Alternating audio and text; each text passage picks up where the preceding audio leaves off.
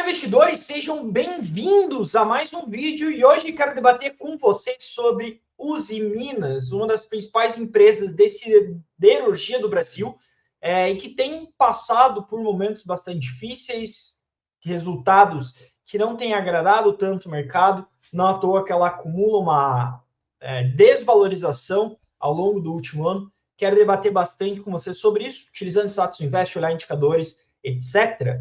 Então, se você não me conhece, prazer, meu nome é João Daronco, eu sou analista de ações aqui da Suno e te convido a se inscrever no canal, deixar um like nesse vídeo e colocar nos comentários qual a próxima empresa que você quer que eu analise, que eu analisarei para você. E sem mais enrolação, vamos olhar a Usiminas no telescópio, na lupa do Status Invest, onde a gente consegue ter os principais indicadores, os principais dados financeiros de uma empresa, aqui com a máquina, tá? E para começar, eu vou depois trazer isso do modo forecast, mas antes queria trazer alguns indicadores de valuation. E quais são eles, os principais? PL, preço sobre lucro, que relaciona quanto que você está pagando em uma ação, dividido por quanto que ela está lucrando. O PL da Usiminas está em cerca de 17,6%.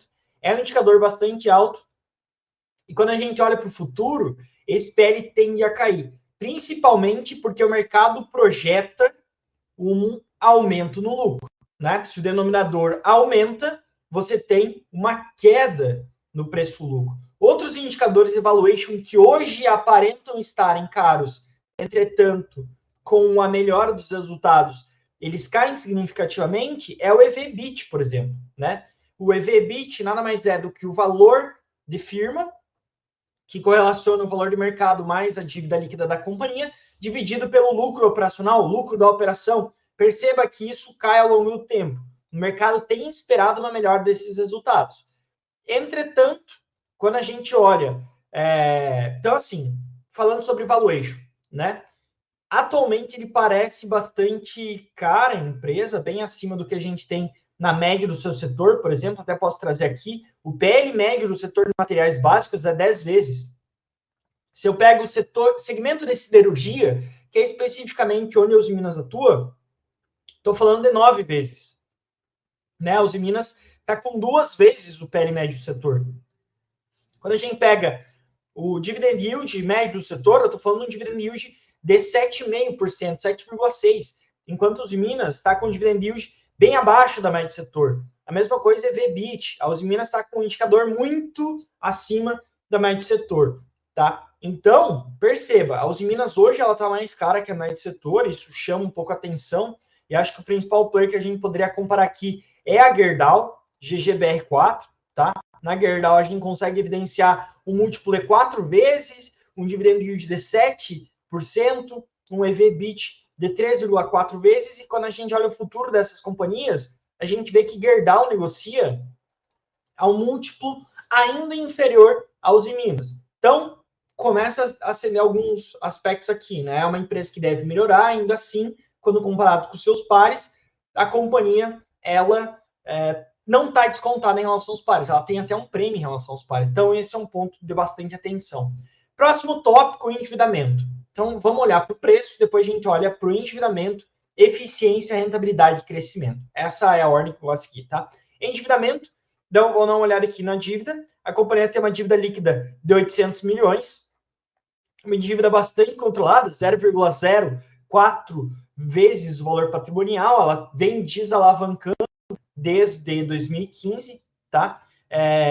Quando a gente pega a dívida EBIT, a gente vê que esse indicador está em 3,7 vezes. Por que, basicamente, esse indicador está um pouquinho alto, tá? Quando a gente olha, por exemplo, um indicador normalizado, na minha visão, ele tem que ficar abaixo de 3 vezes, dívida EBIT ou dívida EBITDA abaixo de 2,5 vezes, 2 vezes, né? Ainda mais para um setor cíclico. Quando a gente olha o resultado da Usiminas ao longo do tempo, a gente vê que em 2023 você teve uma queda na receita, como vocês podem ver aqui, né? De 2021 para 2022, queda na receita, 2023, queda ainda assim, e o mercado já projeta uma estabilização. Quando a gente começa a olhar os indicadores do setor, isso preocupa um pouco, porque basicamente isso não tem acontecido. A projeção do mercado, na minha visão, estava otimista demais.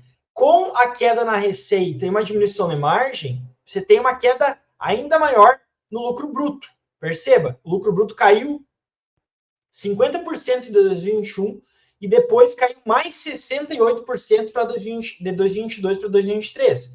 Então, uma queda muito forte. A gente está no low do ciclo, basicamente, e diante de uma queda no lucro bruto, você tem uma queda no lucro operacional que está nos menores níveis possíveis, tá? E com um nível muito baixo de lucro operacional, você acaba por ter um indicador dívida líquida EBIT muito alto, porque o denominador ele é pequeno, né? E isso faz com que o indicador esteja bastante alto. Entretanto, na minha visão, a gente está olhando o EBIT mínimo do ciclo, então tranquilo, tá? Com essa ressalva, o endividamento ele fica mais tranquilo. Agora chegam alguns pontos que me chamam a atenção. Eficiência e rentabilidade. Na minha visão, a Uzi Minas ela tem uma eficiência muito abaixo do setor e uma rentabilidade muito abaixo do que deveria, né? Quando a gente pega, por exemplo, um ROI de 1,8%, é muito, muito baixo, tá? Quando a gente compara, por exemplo, com um Gerdau, que tem um ROI de 17%, fica evidente que há diferença. E esse ROI, ele vem tanto porque a Gerdau tem melhores margens, perceba a margem operacional da Gerdau, 17,5%, enquanto a margem EBIT da Uzi Minas está em 0,9%. Quando a gente pega a margem líquida da Gerdau, 12,7% em relação a 1,1% da Uzi Minas.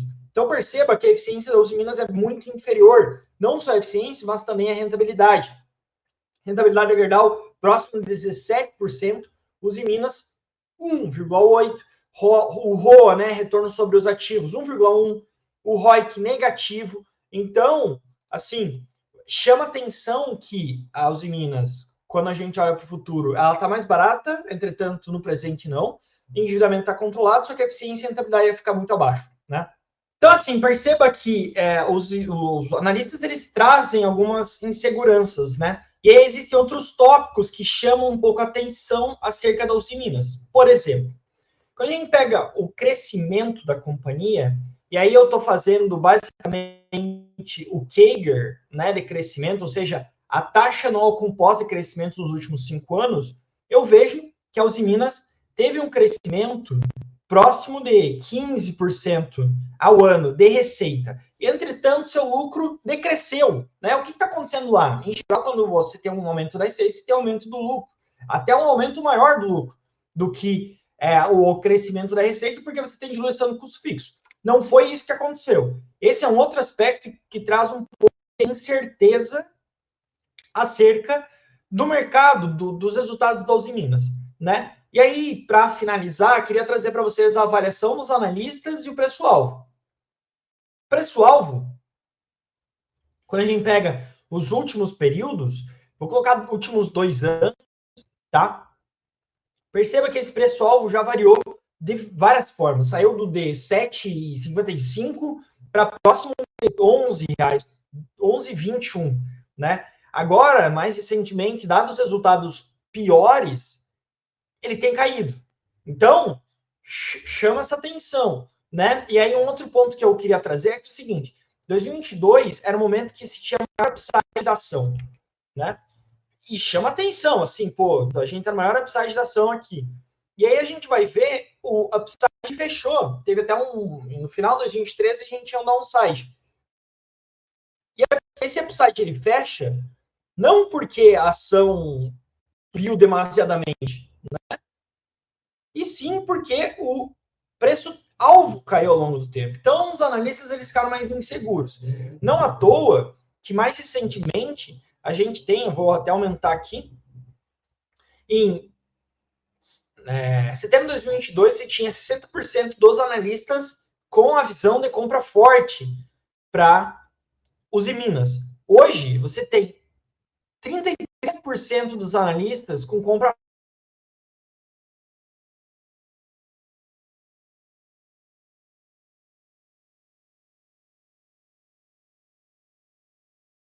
com venda forte para Uzi Minas. Nesse momento, dia 22 de setembro de 2022, é só a gente olhar aqui quanto que estava a cotação, né? Em setembro de 2022. Eu estou falando de uma cotação que estava acima do que é hoje, né? Hoje ainda a cotação está 14% abaixo do que era naquela época, e os analistas estavam dando compra, agora não mais. Então, assim, pessoal, qual que é a minha visão para corroborar tudo isso? Quando a gente olha os indicadores das Minas, ela parece bastante descontada, principalmente quando a gente olha os projetados, né? Agora, cabe entender se esse projetado vai se concretizar ou não, né? Quando a gente olha a eficiência, muito abaixo da média do setor, rentabilidade, muito abaixo da média do setor. Isso a gente consegue ver aqui, né? Então, assim, na minha visão, tá? Quando você busca uma empresa, a primeira questão é você tentar encontrar empresas de qualidade elevada e tentar não pagar muito caro por isso.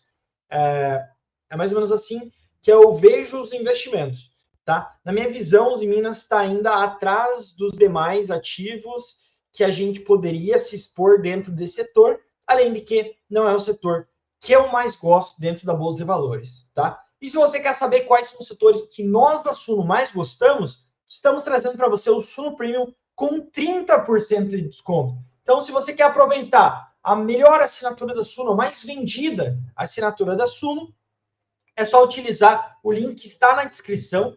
E mais uma vez, convido você a testar o Suno Premium 7 dias de direito a você se arrepender. Eu tenho certeza que você não se arrependerá. Lá você vai ver os melhores setores para investir, as empresas mais seguras que nós entendemos como as mais seguras, que devem trazer um retorno bastante interessante para você. Vejo você lá na assinatura e, mais uma vez, se você não é inscrito, se inscreva no canal, deixa um like nesse vídeo, coloca nos comentários qual a próxima empresa que você quer que eu analise e me siga nas redes sociais, @joão.daron, tá certo? Forte abraço a todos e ótimos investimentos!